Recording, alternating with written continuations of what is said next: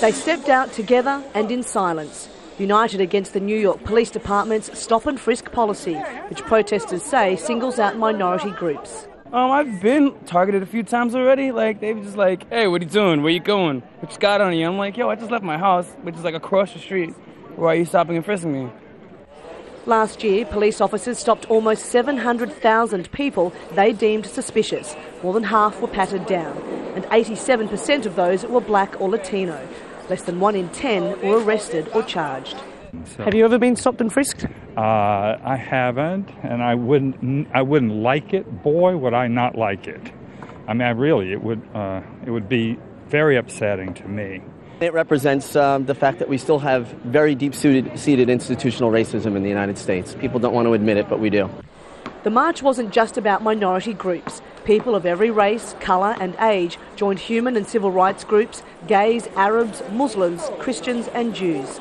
The latest poll shows a slight majority, 51%, of New Yorkers now disapprove of the policy. Mayor Michael Bloomberg and his police commissioner insist it reduces crime and keeps guns off the streets. But in 2011, weapons were recovered in less than 2% of stop and frisks. Even the city's top financial officer is calling for an end to it.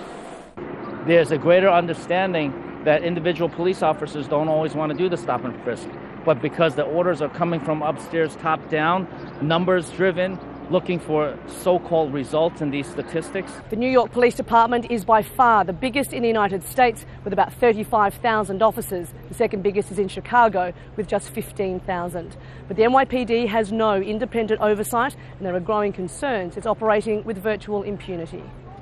But the Bloomberg administration says the police department is already well regulated and has enough supervision. Sunday's march started out as silent, but ended with a roar. The crowd stopped near the home of Mayor Bloomberg, who recently said stop and frisk should be mended, not ended. But if the policy continues, relationships between the police department and minority communities could soon be beyond repair. Cath, Al Jazeera, New York.